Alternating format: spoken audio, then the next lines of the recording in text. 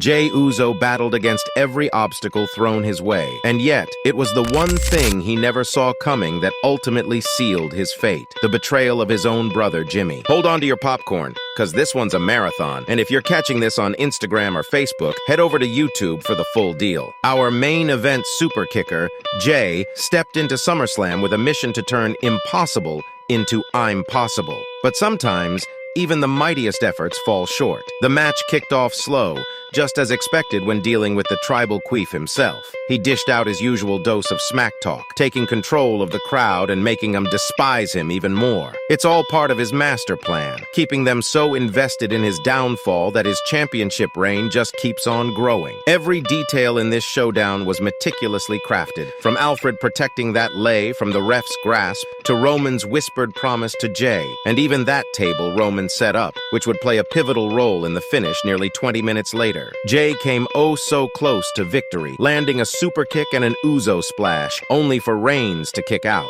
Frustrated, Jey turned to a steel chair and let loose on the tribal chief, pounding away like a madman while Paul Heyman's pleas served as the soundtrack.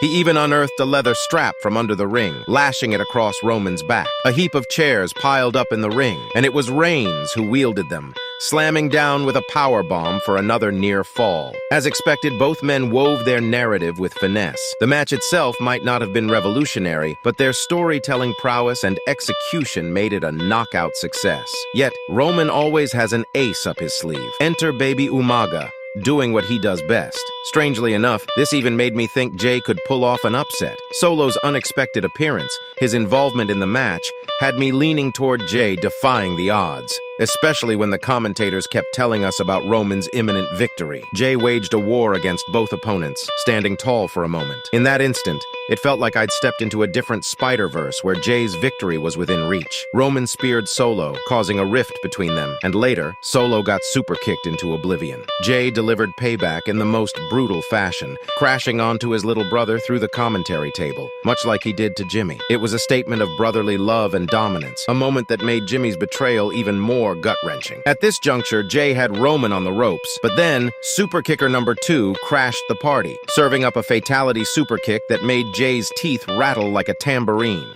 Jey was left with a metaphorical machete plunged into his back, courtesy of none other than Jimmy. And in true Roman fashion, he sealed the deal. And still, Roman's victory seemed like destiny, a given. Modern fans hip to the wrestling game knew that WWE wouldn't halt the tribal chief's reign at a non-WrestleMania event, especially not against Jey. Yet for the eagle-eyed among us, the breadcrumbs had been there all along. Paul Heyman's jabs, the digs blaming Jey for Jimmy's injury, those stings have extra bite now. From a storytelling angle, Jimmy's motive needn't be convoluted. Jealousy over a match he could have had, a pang of envy for Jey's rise to tribal chief status, it all adds up.